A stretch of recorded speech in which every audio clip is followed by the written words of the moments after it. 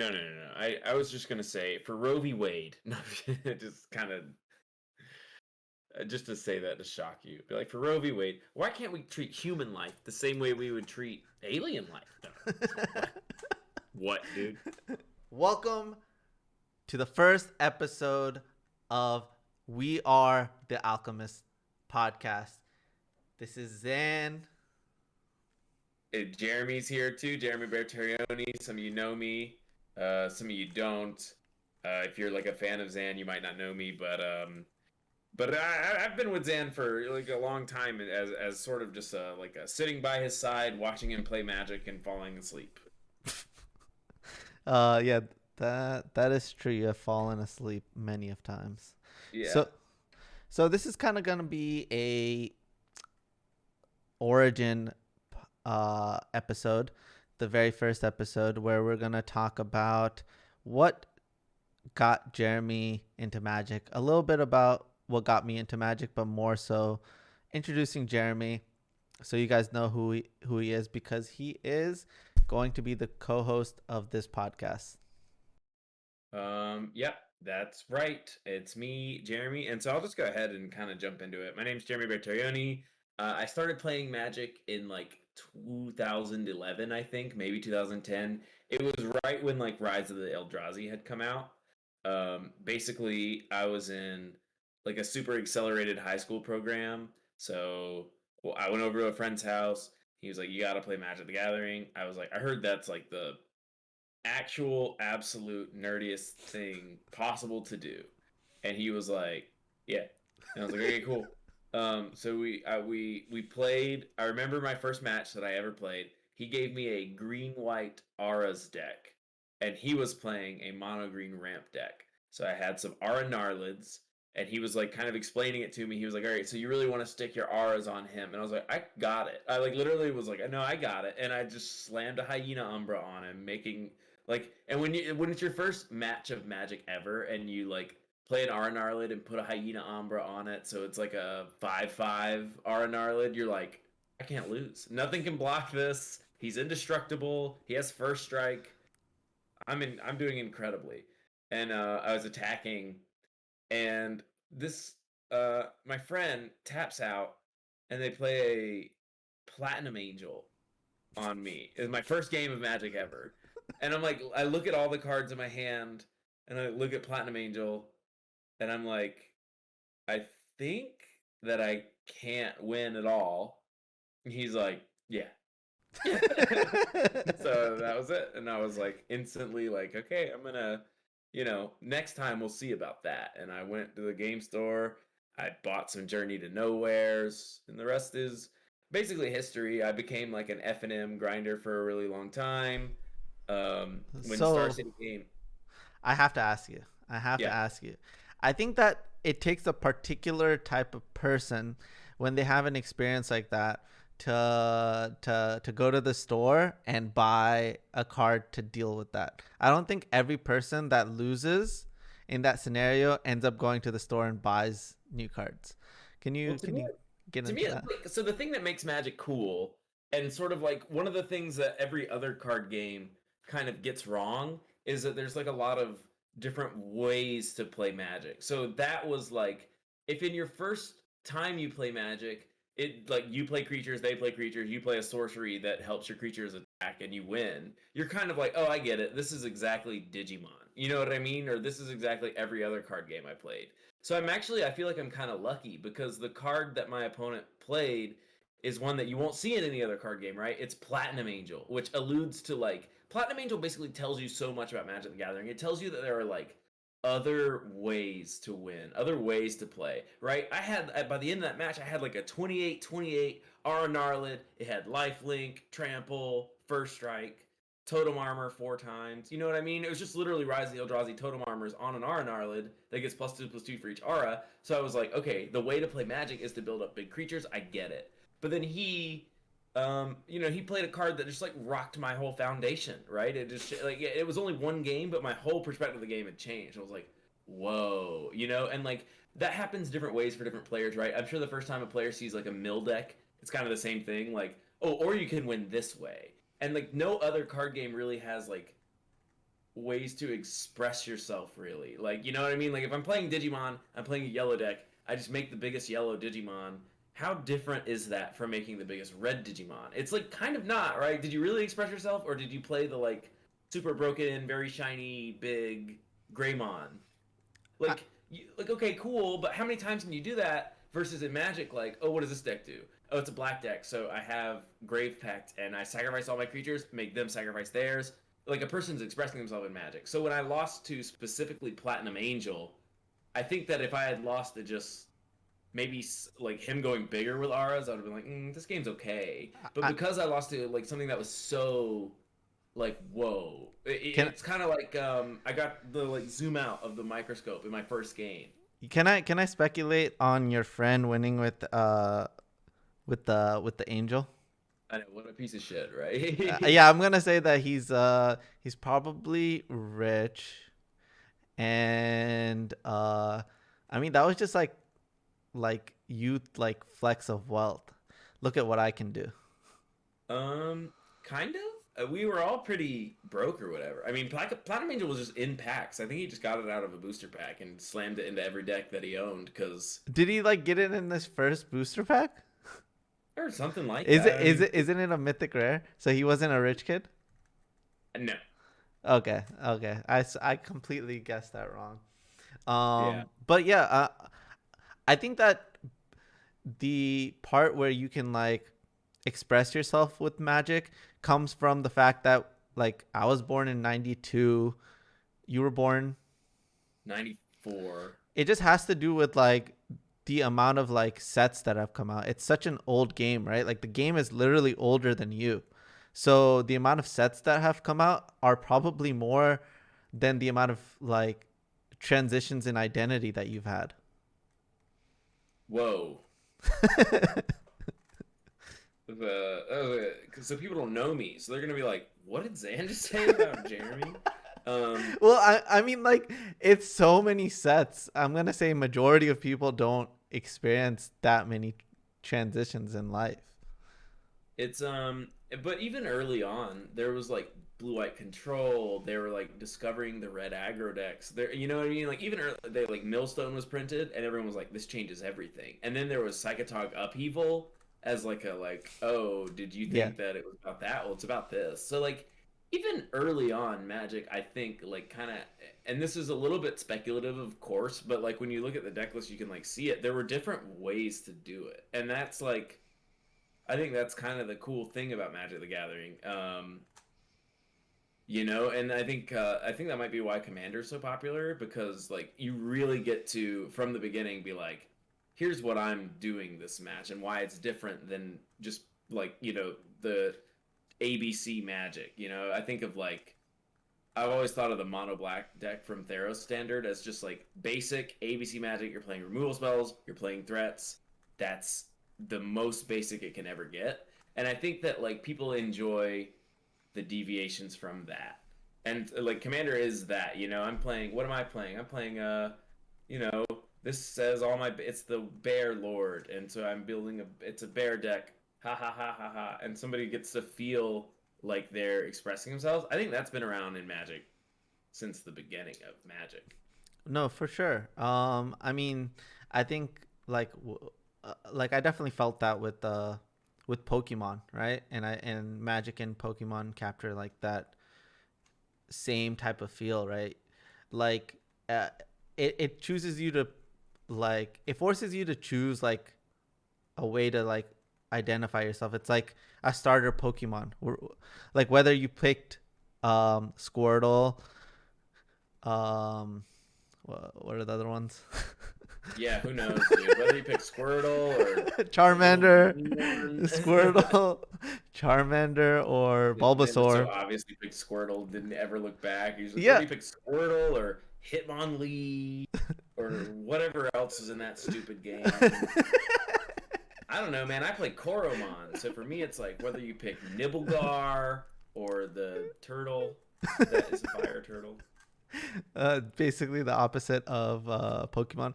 But yeah, I mean, like all of these games, what they forced you to do were like make decisions, and I think that's like I think that's really important uh like concept that I grasped from card games was like you just have to make a decision. You can't like all the colors of the rainbow. You have to freaking pick one. Kind of what I learned from it, like a big thing about this podcast is going to be like, here's what Magic taught us about the world. Sort of like everything is Magic the Gathering. Like people are really attracted to getting a bunch of colorful options to express themselves. You look at Nike shoes, they're like so popular, and it's because they'll come out with a new one, somebody will see it, and they'll be like, those are the colors I like to wear. You know what I mean? And then they'll go out and get that because, like, look at all the options I have to express themselves. Magic just does the same thing. It's like, which one of these wizards do you like? And it gives you a million of them. And then lately, Wizards has been catching on to it because they're like printing so much, they're printing so many Oh my legendary god. creatures. They're like, which one of these do you like? And everyone's like losing their mind. They're like, I like Umori or just whatever. Or I mean, they go even deeper. Secret layers, right? Secret layers, secret layers are really obvious in hindsight. They should have been doing secret layers the whole time.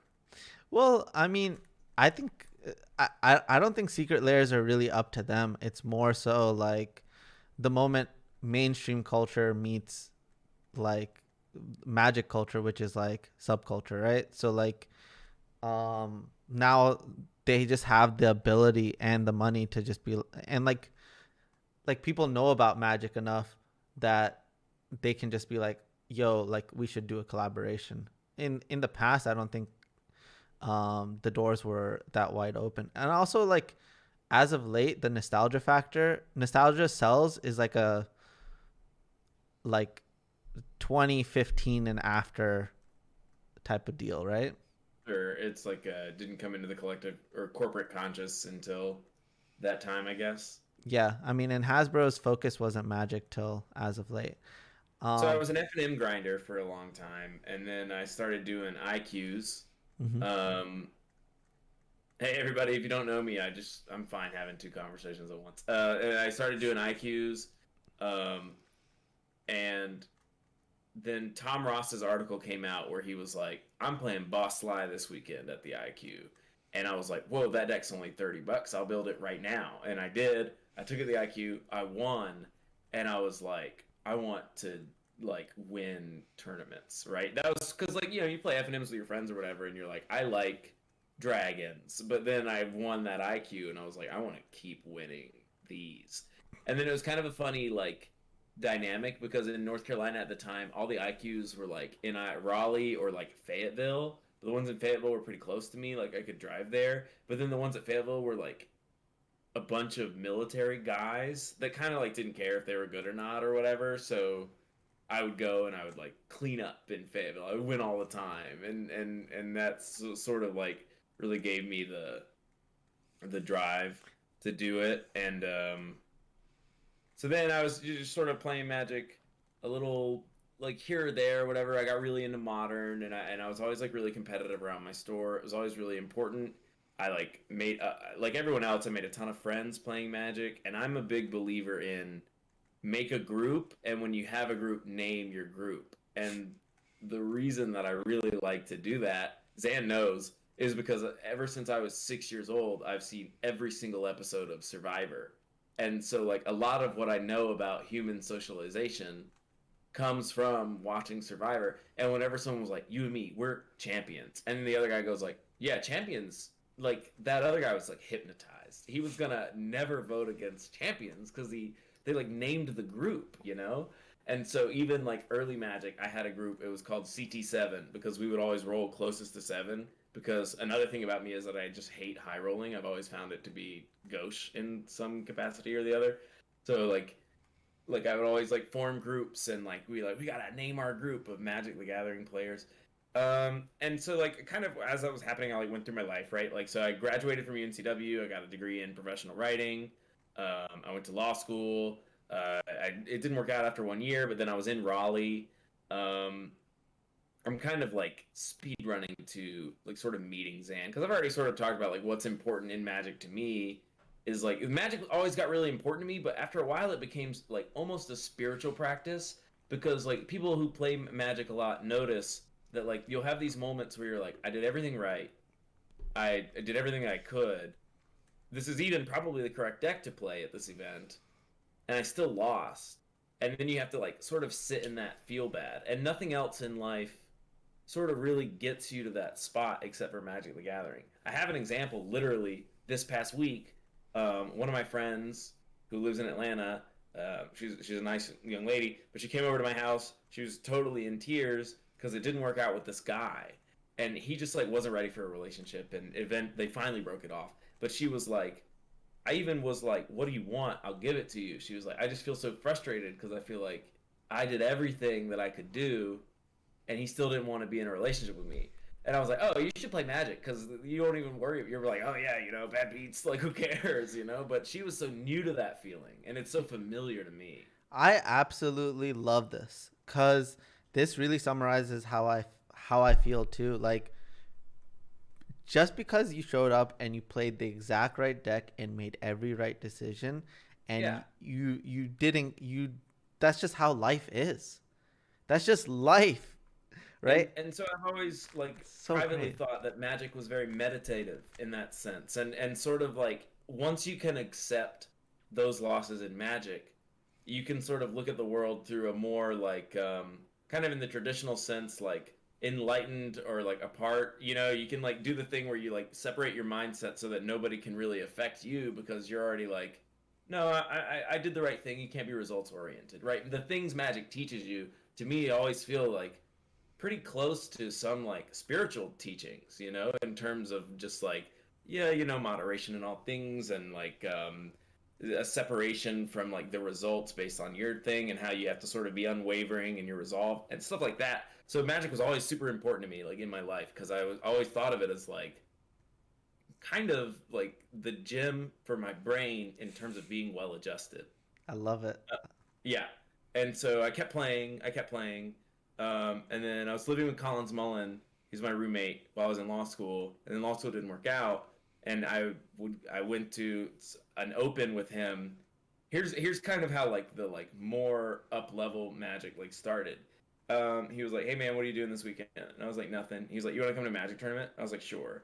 And he was like, "All right, well we might stay the night, so like pack some clothes or whatever." So I packed some clothes or whatever. We got in the car. We're like driving and driving and driving, and I'm like, "Hey, where's this tournament? I thought it would be in like at Wilmington or something." He was like, "Yeah, it's in Cincinnati." And I was like, "Oh, oh my god!" Like that's so far. It was like a 10-hour trip that I like accidentally went on. And I played an open. I really liked it. And then I was playing like modern here or there. I was playing an open or whatever. But I started meeting Colin's friends, and then he was and he would always talk about like, yeah, but the like the nucleus of the organization, the guy to hang out with, the guy to talk to, is Zan. And I was like, okay. And he was like, Zan. And I was like, yeah, yeah, yeah, okay. And he was like, "Did you hear me?" And I was like, "Shut up! I'm telling a story to Zan right now. I can't get distracted." And so, another thing about me is that I always did stand up comedy too. So like, when I turned 21, I went to the Dead Crow Club in Wilmington, North Carolina, where I lived, and started doing stand up there. I've been watching stand up my whole life, so it was sort of always between two hobbies. I would like do a little bit of stand up, I would do a little bit of Magic. But at this point, I'd sort of fallen off on stand up, and so I was like going to opens, really focusing on Magic. And I talked to Zan for like a while, and Zan was kind of the first person, and actually kind of only person, probably. I think that's fair to say, that was like, "Hey, you're like kind of good at this game. I think that you should really try to do this, like be a grinder of the SCG Opens." And I was always kind of like, "Oh, I don't think I'm that good. I don't do really well." And Zan was basically like, "Yeah, the decks that you play are just so bad. They're such bad ideas." And I was like, "What do you mean?" He was like, "If you can promise to just play what I tell you to play, you'll be the number one player on this circuit." And I was like, "Okay." And he was like, "Here, so for this weekend, play Grixis Shadow in like I lost the main event, and so it was like the Sunday IQ or whatever." He was like, "Play Grixis Shadow."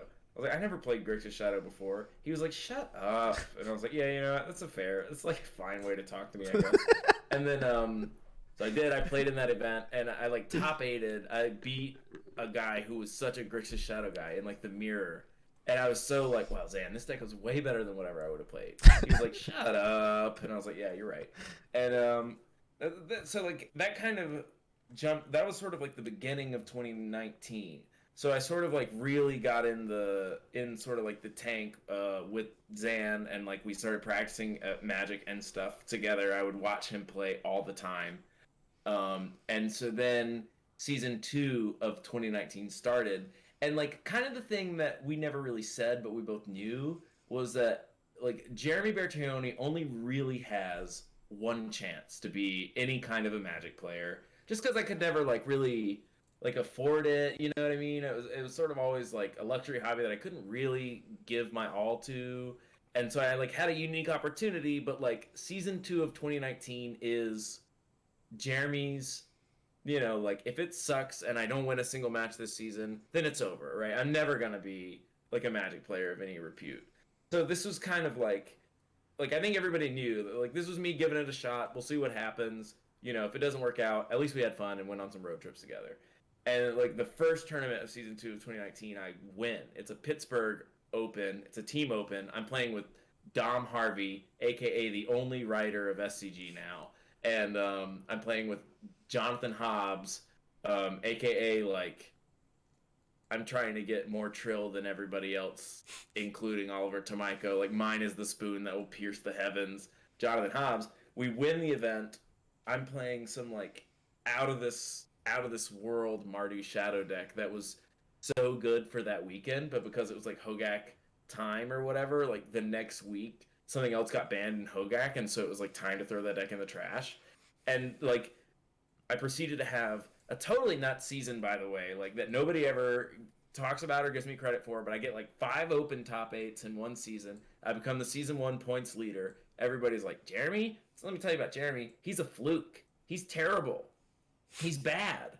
And I was like, okay, I mean, you're allowed to say that, I guess. And so I was like, I'll teach them all. In 2020, I'm going to show these guys that it's not just a one trick. I can do it again.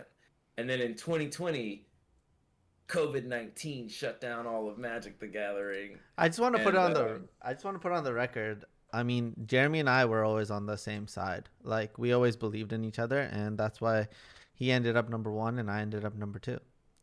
yeah, I mean, I was number 1 for the season. That was just my season. I had this type of hunger that nobody else could have, right? Because I can't afford to have another season. No, no, Like no. this is I'm it for saying me. that you finished number 1 that season and I finished number 2. Right, but you finished number 1 that for the yearly, right? Yeah, I did finish player of the year, but like me That's and what I was gonna yeah, say. I was like I was number 1 that season, but you were number 1 that year because you like overall were just really good. and we played. I don't even think we played one card different the entire season. Um, I can't remember a single deck that we played one card different. I mean, not when we were playing the same format. No, the entire season. Oh Yeah, yeah, yeah. What you're talking about in the team? Yeah, I mean, but those are decks that we decided together. right. Yeah, yeah, yeah. Well, but no, that was the agreement though, right? Remember, you said you were like, just play what I tell you to play, and I was like, okay. I know, but the thing that we're leaving out is in the Players Championship, I said you go with your gut. I'm not gonna hold you to it, and we still played the same 75. In Legacy, I wanted to play a different deck in Modern. I wanted to play Burn in Modern in that tournament. The problem is, it was like kind of well match up. It doesn't matter, but I wanted to play Burn in Modern in that tournament, Yeah. and then Well, the uh, biggest problem was Goose and Oko. um,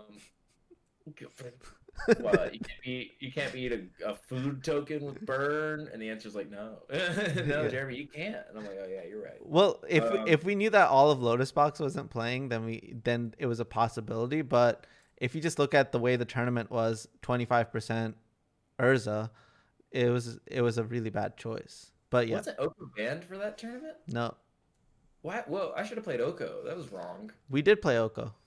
Oh, good. We played Devoted Druid with Oko.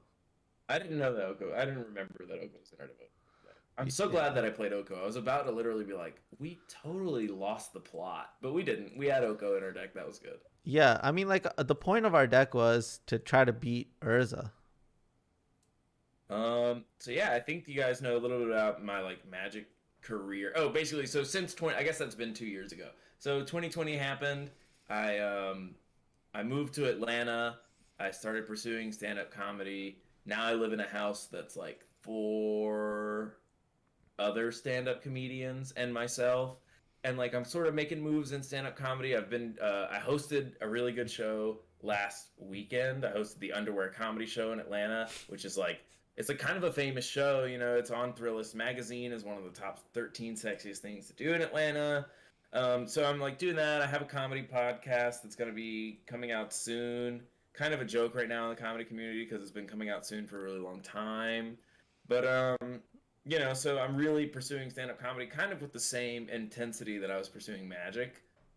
See what happens, right? Because I hit number one in Magic, so let me see what happens if I do comedy just as hard. It's sort of like the rationale, and so yeah, that's basically I feel like they know me a little bit with regards to Magic the Gathering now. They kind of know what my whole deal is. Oh, I guess we could talk about decks that I like to play. Um, I always have a soft spot for like tricky blue aggro decks. So like spirits, merfolk, these kind of things, like really I'm happy to do. And like for some reason I'm usually pretty bad at math, but when I'm playing those, like my opponents are always like, I'm at zero exactly. And I'm like, yeah. like I'm really like I know, dude, it's so cool. Um they kind of like not combo was sort of my thing. I like getting into the mid range weeds. I think my biggest strengths of the Magic player are I think I'm probably one of the best at the talk game that there ever is to play it in terms of just like. So I was playing in the Players Championship against Dom Harvey, and it has a Mayhem Devil and a Corvold, and he pings my Goose. He attacks. He sacrifices something, and like we're talking and he like draws a card. I'm like, don't worry about it, like what are you pinging? And he's like, oh yeah, ping you. And I like block with a goose, and he puts his head in his hands. He's like, I'm such an idiot, I meant to kill your goose. In my head I was like, you're not an idiot, dude, that's just like how I've been doing everybody this whole time, like just like really. I'm like a talk game player. I'm a pretty intense player. The way that I play isn't like looked on really favorably anymore, where I'm sort of like I'm kind of trying to get people and like distract them and like read their minds and maybe even kind of like look at them like this like long enough and like for them to like forget what they were doing in past turn. It's very much not the like I feel like what's in vogue right now is a very like polite like yeah, okay, go ahead, take your time. And you have to play that way or people don't like it. I'm like an intense opponent, and I wouldn't have that any other way really. Like I don't want to change that. I think that like when I somebody who I played against, Colin Roundtree, he's also an intense opponent where there's nothing like I'm not cheating. There's nothing wrong with what I'm doing, but it is like, oh fuck, like Colin, like, I'm playing against Colin Roundtree, like this is hard, and I kind of have that sort of same vibe. They called me a mind reader in Cape Fear Games because like I always know what card you have. I hate when people do math, right? They're like, there's a, they'll do like 1 in 60. There's like a 3% chance that they have Settle a Wreckage. Like, no, dude, think about what their faces looked like the whole game. Think about like every time they drew their cards. Think about all the subconscious signals that your brain are picking up on. Like that's the percent. Like figure out if they have the card, dude. Look at them and know. Like to me, that is like something I was really good at in Magic the Gathering. And like there was one time I was playing as Ryan Horn, something like that, where he like played Grixis Shadow a lot. I forget what his name was. Ryan Alcoin, I think it was. Mhm. He's playing Grixis Shadow, and like I killed him with a Raging Ravine, but he was like, "It's so nuts that you didn't play around Bolt there." And in my head, I was like, "You didn't have a Lightning Bolt, is why." Like, if you'd have had a Lightning Bolt, I would have played around it, but I knew that he didn't. Yeah, So that's sort of like me as a Magic player, what I like, what my strengths are. I think that's it, dude. I think I've introduced myself. Oh, and I'm like a funny guy. I do stand-up comedy. It's like funny. I do this funny thing where and then I just say something obscene or whatever. I do this funny thing where I get on stage and I go, "Has anyone ever had one girlfriend for so long? It might as well be real." Um, yeah, I mean, that's me. What about? I guess you got to introduce yourself now. I guess. No, well, who's listening to this podcast that doesn't like you? no, let's just talk about how we met. Okay. So, no, not how we met, but let's. I think a thing that like was kind of left out was we lived together, Yeah. We were part of this organization that I started called Team Lotus Box, and the whole reason why doing that was important was it goes back to the beginning of this whole podcast, and that is, how do you win when you made all the right decisions and played the completely right deck and still lost the tournament? And Yeah. the answer to that was you make a team Yep. and basically you win for each other, right? So if you have an agreement with your teammates, hey, at the beginning, at going into no, like if we have an agreed upon split before the tournament, that will allow us to reap the benefits of whoever wins that weekend. As long as you have the trust in your teammate to get the job done, um, then one of us will do that. And we pretty much top eighted every single weekend. Someone won, and if we didn't win, one of our patrons ended up winning, which was our way of giving out content and helping the people who supported us at the same time. We had a pretty good Patreon. I mostly just shared memes in my Discord, but people really liked it. So there you go. Yep, your meme game is really strong. So I feel like we have all caught up. I mean, for me, my origin story is quite simple. In college, freshman year, my roommates played Magic. They gave me this awful white weenie deck, Yeah. and they played Jace the Mind Sculptor, Gideon Jura, Venser Control, blue white control deck, and they just beat me over and over again. That inspired me to go to the shop, buy Infect, come back and beat them up. And that was New Phyrexia, so like 2011, 2012. Mm. And yeah, I mean, the rest is history. Like, I just went to local tournaments and I just continued to win at the local level. Eventually, that ended up top eighting GPs, which got me onto the Pro Tour. And the rest is kind of history, right? Like, I started Team Lotus Box because I realized that even if I build the best deck in the world, I could still potentially lose a tournament. But if I have 5 to 10 guys who are close in skill level playing the same deck, we can avoid that altogether. And I think the peak performance of that was when I built Urza. Yeah. And The Atlanta Open. yeah, and in the Atlanta Open, I top aided, Jeremy top aided, Edgar top aided, Collins top aided. So literally half of the top eight was our deck. Not only that, we ended up losing to our patron, who was playing like the deck that was supposed to kill our deck, which was Grixis Shadow, but Shadow. a very specific version, Dylan Donegan, who posted it in the Patreon. And so we basically ended up killing ourselves in that tournament, Yeah. which is kind of hilarious. So I mean, that was like, I would say, like the peak of our success. Well, Players Championship, 3 out of 4 of us ended up taking all the money. So that was, I guess, the peak. But We that, got inverse ninja theory in Atlanta. Do you know about inverse ninja theory, Zan? no, tell me. Okay, so like imagine that there's like a group of like heroes in like a story you're watching, Mm-hmm. and they like a ninja drops down. That ninja is gonna like mess up the heroes, you know? Like, whoa, like what a cool ninja. But now imagine that it's the same hero and like 15 ninjas drop down. You know that the heroes are gonna like beat up ninjas, like taking them out with one punch left and right. You know what I mean? So the inverse ninja theory is like the more ninjas there are, the easier it is to take them down. Yeah. It's like inverse to how good they are, and sort of like we were really good as we like went through the tournament separately, but we all kind of had the same outfit on. So once it like he instantly became the hero, and then us 4 ninjas dropped down. And even though individually we were so powerful, once we banded together and were a four, we were 4 ninjas, and he was one hero. Like, nah, dog, inverse ninja theory. Like we became so much weaker.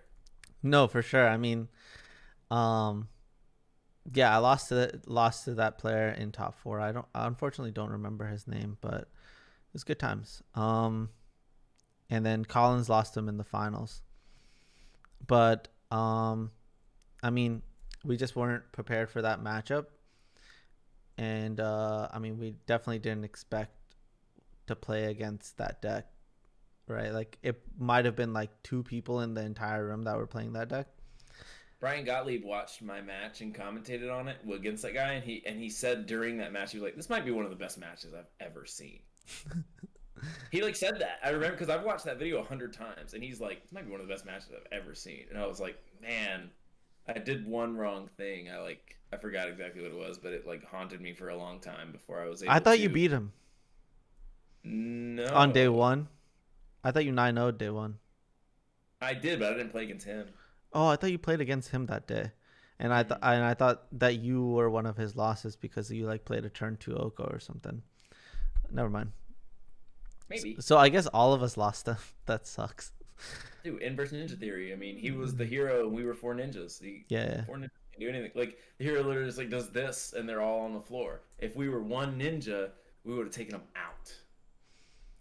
No, I mean the matchup was just really bad. The matchup involved us playing a lot of Veils, but Veil wasn't well positioned only against that deck. He had something else that made the matchup bad is that he had the Royal Scions. That card messed us all up. Yeah, because it messed up the Oko. Yep. Yeah, messed up the Oko because if you plussed on whatever, it gave +2/+0 and first strike and trample, which really messed us up. Usually Oko takes a hit and is fine, but if they have the Royal Scions, then Oko like dies, which is Yeah. so not fair. If you're playing Oko, you're like, this is an outrage. Like he's not supposed to die. Yeah, I mean, like at the time we didn't have like abrupt decay or anything like that to deal with it, so that was a huge problem. But I mean, later on we figured out the matchup and we buried the matchup. But as for the first tournament, that was not accounted for. But let's move on. Let's talk about what should we talk about? Let's talk about the name of the podcast. We are the Alchemists. Yeah, A big theme of this podcast is going to be I already mentioned one, which is like what we learned from Magic, but like we also gave a lot to Magic. So it's like interesting to think of that, and I always kind of have as like an equivalent exchange, right? What we gave to Magic, also what we got out of Magic. It almost always felt like we got out what we put in. And like Zan is really enamored with the idea of equivalent exchange. Is like one of the things that he really likes is like Full Metal Alchemist, Brotherhood, and then another thing that he really likes is like bank deposits. No, I'm just kidding. I'm just thinking like what else is equivalent. And so like a thing about this podcast is we're hoping like first of all that we do a good job like imparting, I guess you could say knowledge, but it's just sort of like interesting Magic content to the viewers, and then like what we get back from them is like also a thing of equivalent exchange. Like we were just noticing how often it appeared like in the world around us and how much it made sense. And so we were like, Alchemist, boom. Additionally, Zan, do you want to talk a little bit about Alchemists? yeah. I mean, equivalent exchange I think is really important. I think that one of the most fundamentally broken things in Magic is draw a card, right? If you can play a card that replaces itself immediately, I think that is a problem, right? Like especially if it replaces itself like with an actual card. And so if I were to develop a game, I would not have that in the game at all. Right? Like I think that is like a major sin that you should not be able to conjure something out of nothing, or that something can just replace itself, because like I think that has like a diminishing return in the future, right? Like it's going to make the game as a whole a lot worse wherever that card is legal. And so um like I think that it's a fundamental broken thing that I don't want. But and so it's like a kind of like a rule of life that you want to have. And so with the podcast, whenever we have guests, I want it to be like an equivalent exchange of information, right? The guest that comes on receives information and we receive information from them. So there's an exchange. And that exchange doesn't like change, like it changes their perspective, but it doesn't change the total knowledge amount per se. Yeah, so for example, if we had Donald Featherstone on the podcast, we could teach him a little bit about Magic the Gathering. And he could, I mean, obviously, I don't need to explain who he is. He could teach us all about his thing. I have no idea who he is. Come on, man. He won the Ig Nobel Prize for designing the pink flamingo that sits in people's yards. Are you just making shit up, or are you? No, the guy who designed the pink flamingo that sits in people's yards, his name is Donald Featherstone, and there was a reference to him in the like Romeo and Juliet movies because the flamingo in those movies is named Featherstone. And yeah, he actually lived like a really interesting and cool life. He like got the patent for that. He made a ton of money off of it, and he's like retired now with a flamingo in his lawn in Florida, and he's like 88. But I want him on the podcast, man. He won an Ig Nobel Prize for designing some absolute crap. he legitimately changed the American landscape forever in like a way worse way. Because his idea was like, what if we just like put something cheap and plasticky in front of like on our lawns, and like nobody had done that before, and he was like, and everybody was like, okay, and like that's your life. Like anytime there's a tacky lawn ornament, like Donald Featherstone is the forefather of that. How's it make you feel, Zan? All I'm gonna say is there's some real privilege out there. Real privilege. What are you talking about? We gotta have him on the pod. No, of course. I would love his perspective. But my goal of that podcast would be talk about how privileged you are. Just like, what if he's just like, honestly, guys, I think life is really easy. You just make some cheap plastic crap and you make a ton of money off it. Like, you're like, all right, dude, awesome. He's like, you win an Ig Nobel Prize. I mean, I'm really gonna hone in on like, so how much pollution do you think you caused? Oh. Like he added to the total amount of plastic. I don't think. I mean, how many people who buy that keep the, like, it has to be like one of the first things you get rid of whenever you move. Your lawn flamingo? Yeah. Nah, we're taking this with us. No, it's the first thing that goes in the trash, ends up in the ocean, gets eaten by a whale, and then or a seagull thinks that it's his wife. That's nasty. It's not. My mind went too far down the rabbit hole. Yeah, dude, it's like a metaphor for like love and innocence, and how like sometimes you throw it all up against the wrong thing. You know, the seagull, he probably brings in a little piece of seaweed, gets concerned when it doesn't eat anything, and it's just like a drifting, floating flamingo. It does float. True.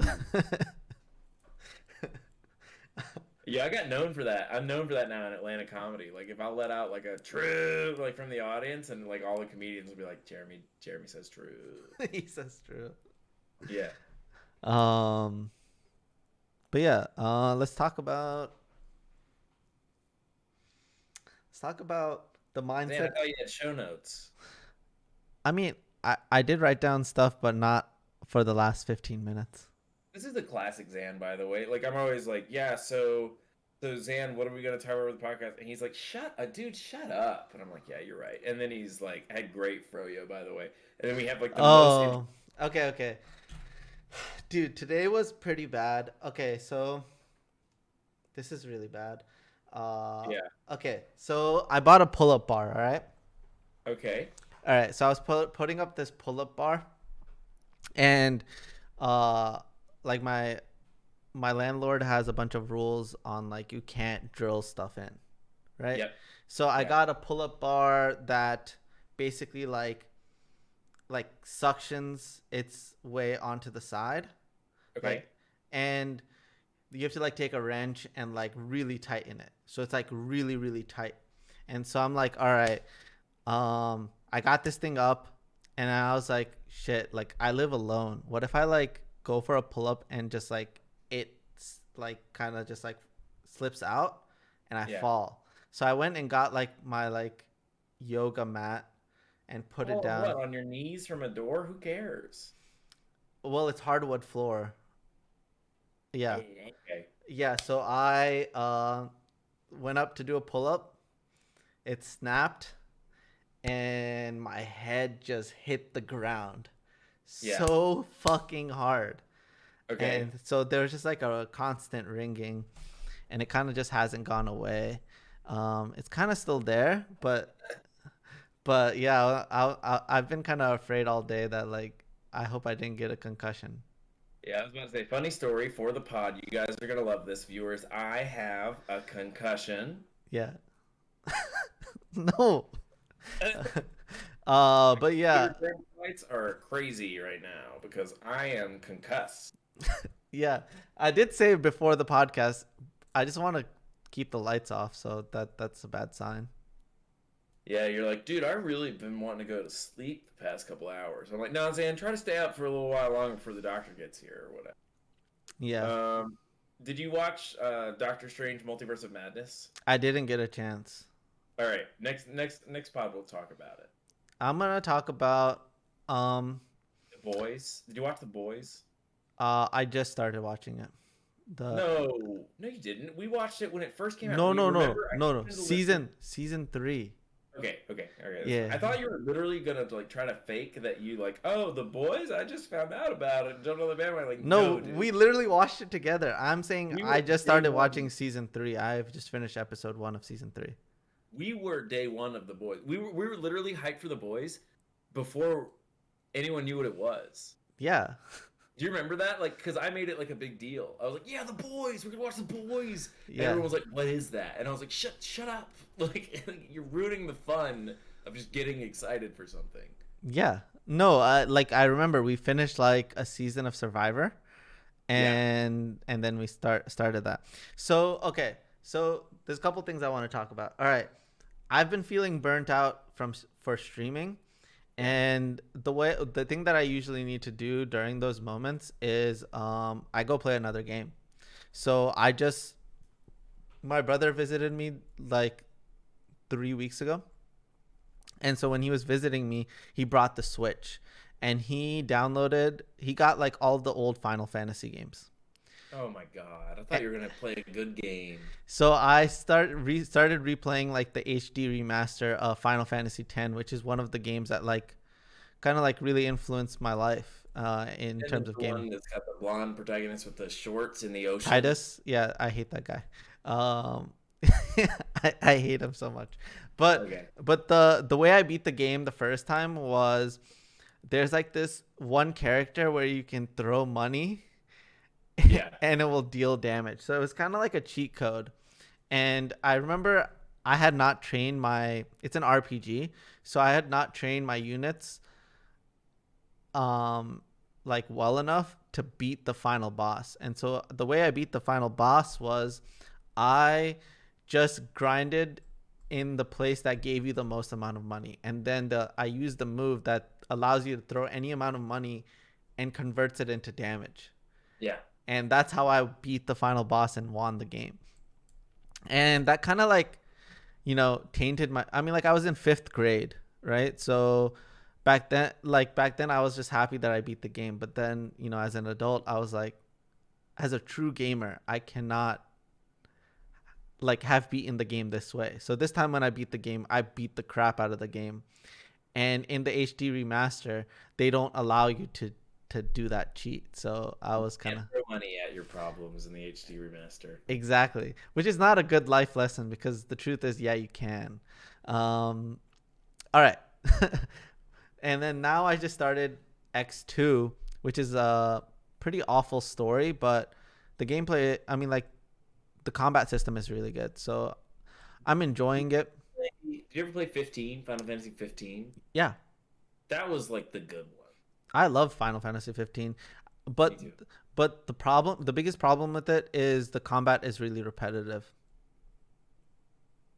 Yeah, but unlike every other Final Fantasy game, you genuinely care for the bond that the guys end up having as they Oh, traverse through the on that car or whatever. I literally cried at the end of that game. Yeah, that's the only one that ever really I cared about the interactions between two characters because most of the time it's just like a wildly crazy haired anime dude and then like a wildly like gruff guy and they're like nah, nah, and the guy's like rah, rah, rah, rah, rah, and the guy's like meh, and they go and they do Final Fantasy stuff but you're like who cares like if that gruff that guy dies you're like oh man the Well, guy that went rah, rah, rah, is dead like who I cares would say 15 strongly represents our life, right? yeah Like the way we got in the car together, like all of us, we would go get food together, we would go to tournaments together, like living in a Magic the Gathering like content house. That was that game like I played it right before we moved in and that's how our like life played out. So I don't know, it was pretty dope because our fights did happen. We went to random cities and beat the crap out of people. battled people. Yeah. And then we would ride back, and I would be like, play that one song, just same as they did in that game. Yeah. What, what's crazy? This is funny. Like, we have like a few minutes left. Tell this story. We had a weird sponsor on Lotus Box, right? Talk about the Yeah. bubble tea place next to our house, I forgot the name of the bubble tea place. too, and that is bad. Yeah, that's one of the nicest guys I've ever met. I'm literally gonna look it up because it's worth knowing because we got to shout that guy out because he's awesome. But my podcast co-host of the podcast I do as an Atlanta comedian loves bubble tea, and so when I was like, oh, I had a bubble tea sponsor, I would just walk in there and just like get whatever I wanted. She was like basically shut the front door, like no way.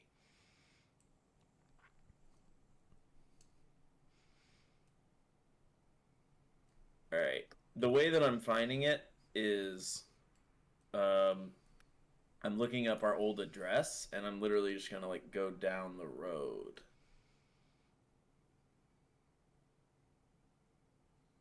Because it was so close. It was like right down the road. Yeah, Where's the just you make sure you just go over the highway and then that's the complex on the right. Yeah.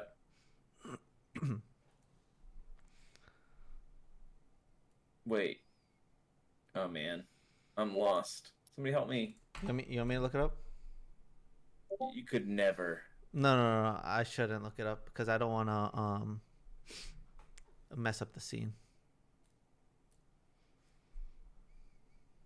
You don't want to mess up the yeah, don't look it up. You'll mess up the scene. Like you always do. But I'm gonna put the um, I'm gonna leave a Was it past the advanced auto parts? yes. As soon as you see the highway when you're going over the highway, Oh, so you know what? I found it. yeah, Oh, but was it before the Carabas? Sipcha. Sipcha. Yeah, you're right. Yep, Sipcha. Yep.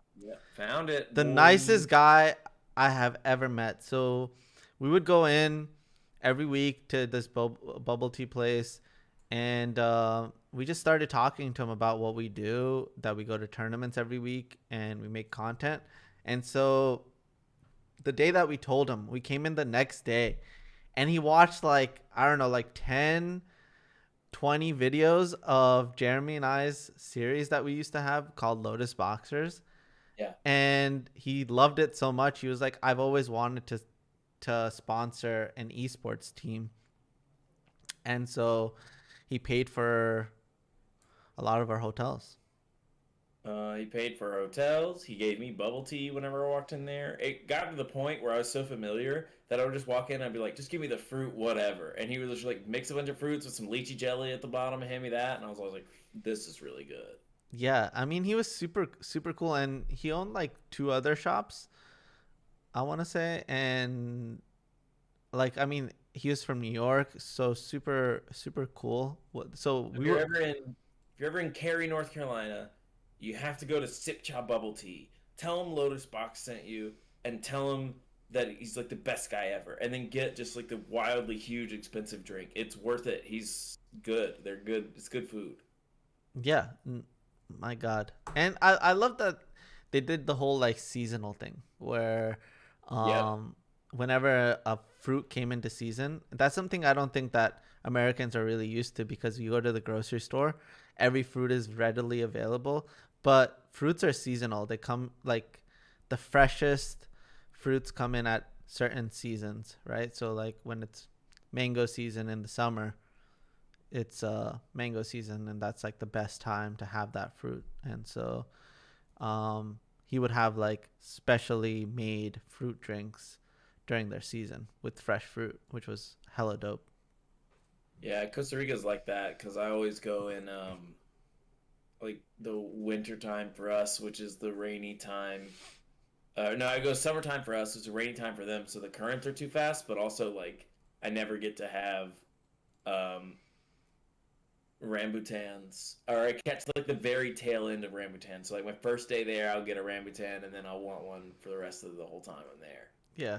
And if you're ever in the South, go hit up H Mart. H Mart is like the best place. That's where we got that rambutans, right? Yeah. Yes. Bro, those are so good. I honestly expected to hate it, but they were You know what's actually good. crazy is like compared to like Costa Rican ones, those were like kind of nasty. Like the one in Costa Rica are Yeah. so like juicy and huge, bro. It's nuts. I honestly had that expectation because I don't know how to say this um fruit. It's like a white melon Yeah. in Pakistan. They probably have it in Costa Rica as well because it's a tropical fruit, but they don't have it in America. So whenever I had that fruit, whenever I went to Pakistan as a kid, and then I had it in the U.S., it was always nasty here. Right. So yeah, um, I'm honestly, man, no, those are some fun times. We had a Those good are time. fun. Yeah, We've had a great time so far. Our friendship has been good, and we've had a good time. yeah, Sorry, like I guess that makes me the bad guy here. But I'm like a fun guy. Like we got a ton of stories. This podcast is gonna be great, dude. We got stories. I mean, we traveled the United States. We went into random concert venues and watched concerts of bands that were like really good, and then we would listen to their recorded music and we were like, "Wow, this sucks." Like that's crazy. Like, how did that happen? I mean, I think that like the ambiance of a specific venue makes you definitely feel the music in a different way. I know, But but like it's oh, just wild. before this thought slips, I was gonna say, freak, it slipped. No. It slipped.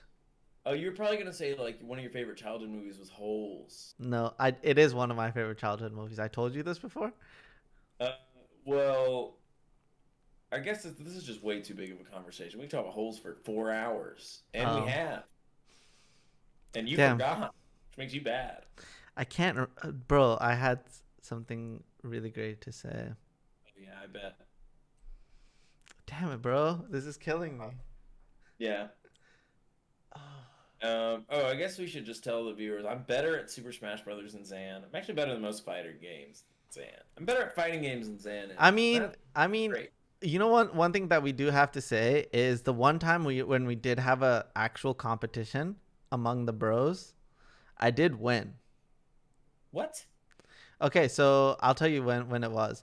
We went to a tournament and we were staying in the house, Yeah. and we hooked up the Switch, and we had four controllers, and so we decided to have a tournament with Rossum, Ben Yeah, I remember Nikolic, that. yeah, Luke, yeah. You won that tournament? I won the tournament. What? Yeah, That's because I remember you and Collins were really happy because you guys were like the house won. yeah, we were. Yeah, so I was uh, like I that was the day where all my Pokemon trainer Charizard hits just hit perfect. Oh my god, dude, that's so stupid. You should never side B Pokemon Trainer Charizard. I think that is the secret move that people will discover in the future. Is like you gotta just do it. No, man, a good Smash player will just spot dodge you and throw you every time. I got you guys a lot Um, because you guys never expected it.